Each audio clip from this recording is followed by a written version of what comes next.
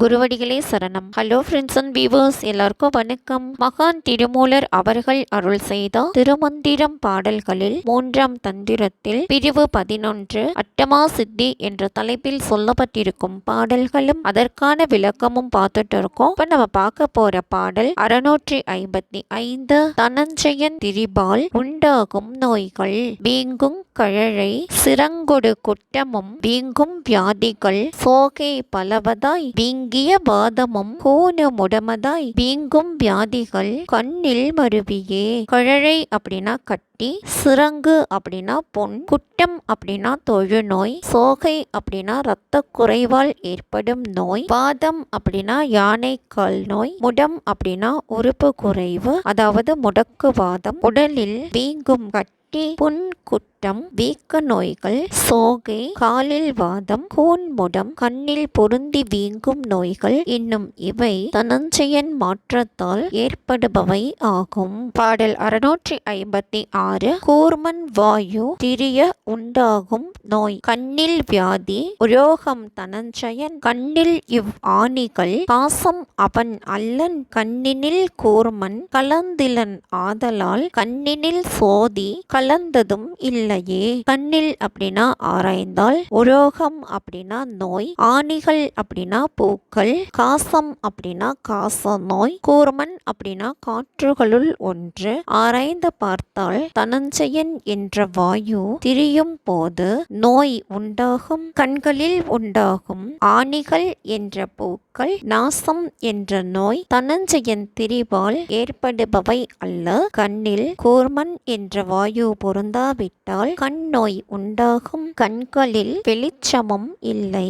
பாடல் 657 ஒரு திறன் திருமால் நான்முகன் உணர்ந்திருந்தனர் நாடியின் ஓசை நயன மிருதயம் தூடி அளவு சுடர்விடு சோதியை தேவருள் ஈசன் திருமால் பிரம்மனும் ஓவர நின்றங் உணர்ந்திருந்தாரே.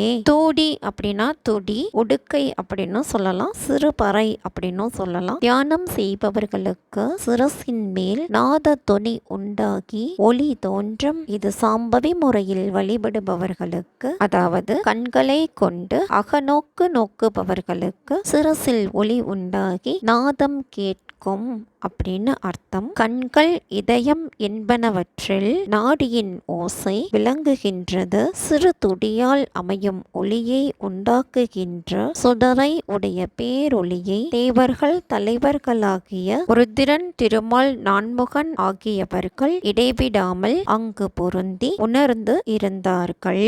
பாடல் 658 9 வாயில்களையும் அடைத்திருந்தால் உடல் அழியாது. 9 வாசல் உடையது ஓர் பிண்டத்துள் 9 நாடி உடையது ஓர் இடம் 9 நாடி ஒடுங்க வல்லர்கட்கு 9 வாசல் உலை நல ஆமே. 9 வாசல் அப்படின்னா 9 துளைகள். அது என்னென்ன அப்படின்னா 2 கண்கள், 2 காது துளைகள், 2 நாசி துளைகள், 1 வாய் துளை, 1 குதம், 1 குயம், கண் முதலிய 9 வாயில்களையும் உடைய உடலில் இடைக்கலை முதலான 9 நாடிகள் ஒடுங்குவதற்குரிய ஒரு இடம் சுழுமுனை ஆகும். அங்கு அவை தங்கியிருக்க தவம் செய்ய வல்லவர்களுக்கு உடல் நன்மையை அடையும். பாடல் 659 குருவினால் உபதேசம் பெற்றவர்க்கு ஏற்படும் பயன். ஓங்கிய அங்கி கீழ் வன் சுழுமுனை செல்ல வாங்கி இரவி மதிவழி ஓடிட தாங்கி உலகங்கள் ஏழும் தரித்திட ஆங்கு அது சொன்னோம் அருவழியோர்க்கே.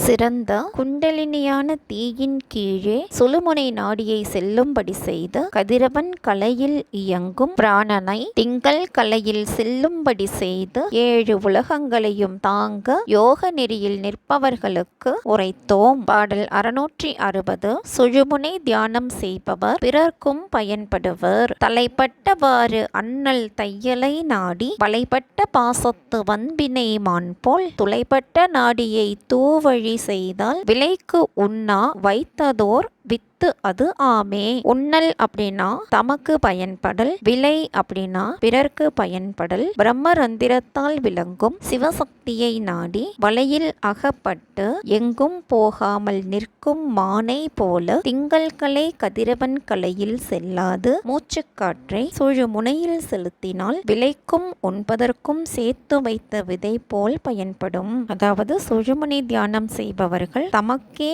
அல்லாது பிறர்க்கும் பயன்படுவார்கள். என்ன ஃப்ரெண்ட்ஸ், பாடல்களும் விளக்கமும் உங்களுக்கும் தெளிவா புரிஞ்சிருக்கும்னு நினைக்கிறேன். மீண்டும் 661வது பாடலில் சந்திக்கலாம். தேங்க்யூ.